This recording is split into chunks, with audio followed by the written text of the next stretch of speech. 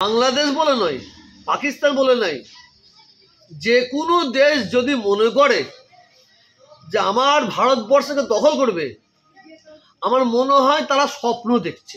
দখল করা তো দূরের কথা, ভারতের যদি এক মুঠো মাটি নিতে আসে, যে হাত দিয়ে মাটি নিতে আসবে সে হাতটা কেটে দেব। আমরা ভারতবাসী এই দেশকে স্বাধীন করেছি, আমরা ইংরেজকে তাড়িয়েছি, ইংরেজকে তাড়িয়ে দেশ স্বাধীন করেছি। এই দেশ কারো বাবার নয়, এই দেশ হচ্ছে ভারতবাসীর দেশ। অতএব এই ভারতের উপর যদি কোনো দেশ হামলা করে তার জবাব আমরা দেবো। কেন্দ্রীয় সরকার কি করে না করে সেই দিকে আমরা লক্ষ্য রেখেছি। আর বিশেষ করে বাংলার অভিভাবিকা মমতা ব্যানার্জির দিকে আমরা লক্ষ্য রেখেছি। ইনি হচ্ছেন বাংলার গার্জেন, এই গার্জেন কি বলছে সেই দিকে আমরা লক্ষ্য রেখেছি। অতএব ভারতবাসীর সর্ষে পরিমাণ জায়গা, ভারতের জায়গা কোনো দেশকে নিতে দেবে না। দেখুন, ভারতবর্ষকে লাল চোখ দেখানো, ফাঁকা আওয়াজ, সেগুলো কিন্তু লাগাতার চলছে। কখনো 4 দিনে কলকাতা দখল করা, কখনো একেবারে 7 সিস্টার দখল করে নেওয়ার হুমকি দেওয়া হচ্ছে। আর এইখানে পাল্টা হুঙ্কার এলো একেবারে এই বাংলা থেকেও। কেউ ভারতবর্ষ দখল করার কথা বললে হাত কেটে নেব, বাংলাদেশের মৌলবাদীদের হুঙ্কারের পাল্টা জবাব তহা সিদ্দিকীর।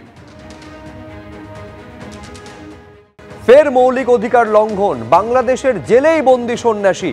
পরপর আইনজীবীদের ওপরে হামলার ঘটনা ঘটছে, এমনকি আদালতেও রেহাই নেই। মৌলবাদীদের হুমকির মুখেও সন্ন্যাসীর হয়ে সওয়াল করেছেন আইনজীবী রবীন্দ্র ঘোষ, কিন্তু আদালতের মধ্যেই সন্ন্যাসীর আইনজীবীর ওপরে ফের হামলা হয়েছে বলে অভিযোগ। আইনজীবীর ওপরে হামলা হয়েছে শুধু নয়, বিচারককে পর্যন্ত হুমকি দেওয়া হয়েছে বলে অভিযোগ।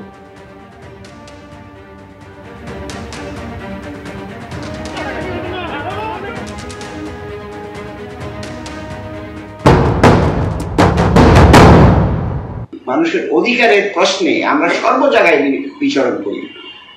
এই যে আজকে যে ঘটনাটা হলো, অত্যন্ত দুঃখজনক ঘটনা। আমি আশা করতে পারি নাই আইনজীবীরা কি করে সন্ত্রাসী করতে পারে, এবং তারা সন্ত্রাসী অবস্থা করে জজ সাহেবকে পর্যন্ত আজকে থ্রেট করছে, ওইটা দেখেন, ওইটা দেখেন, ওইটা নয়, এটা নয়, সেটা নয়, এই সমস্ত কথাবার্তা। যার ফলে জজ সাহেব চেয়ার থেকে উঠে চলে গেছে, উনি আর থাকেননি। তাহলে আমরা কোন দেশে বাস করি? পুলিশ প্রোটেকশনে আমি বেরিয়ে আসতে পেরেছি, আজকে আমার উপরে হামলা হয়েছে।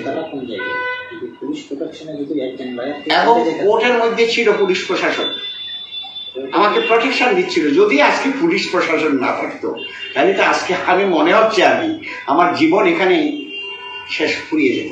আপনি কি কোনো আক্রমণের শিকার হয়েছেন? আমি আক্রমণের শিকার হয়েছি ভিতরে। যখন আমি ছিলেন আমাকে একটা ঘুষি মেরেছে, এটা তো আক্রমণ। আচ্ছা, শুধু শারীরিকভাবে আক্রমণ নয়, শুধু আমাকে মৌখিকভাবেও আক্রমণ করেছে, তাই না? আমাকে শারীরিকভাবে শুধু আক্রমণ, মৌখিকভাবেও আক্রমণ করেছে। Is it due to religious faith? আমি বলবো এটা আমার ধর্মীয় কারণে এই হামলাটা হচ্ছে। That should be stop in our country. আমি মনে করি আমরা দেশটা স্বাধীন করেছিলাম একত্রে, মূল্যবোধটা রাখতে হবে। আমরা দেশের ক্ষতি হোক আমরা কোনো কালে চাইব না। For the protection of the rights of the people of the country, we want solidarity among the people of the country as a whole.